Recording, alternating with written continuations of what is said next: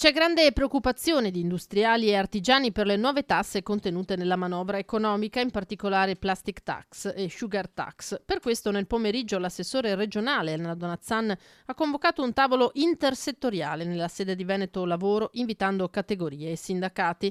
E questo alla vigilia del No Tax Day indetto per domani dalla Lega, con appuntamenti a Verona, Mestre e Treviso, a cui saranno presenti tra gli altri il presidente del Veneto Luca Zaia e il vice segretario federale della Lega Lorenzo Fontana.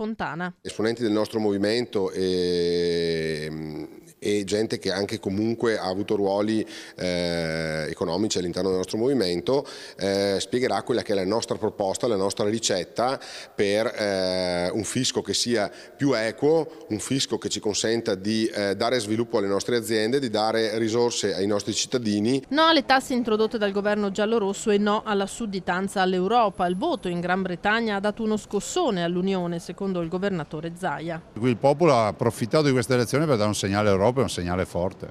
C'è da preoccuparsi in Italia? No, in Italia dobbiamo preoccuparsi del fatto che dobbiamo difendere l'Italia in Europa, come fanno i francesi e i tedeschi che non hanno colpe, loro difendono casa loro, se a noi sprovveduti che difendiamo loro che difendono se stessi. Pensiamo invece a difendere l'Italia e noi non siamo contro l'Europa, non siamo contro l'euro, ma difendiamo l'Italia all'interno dell'Europa.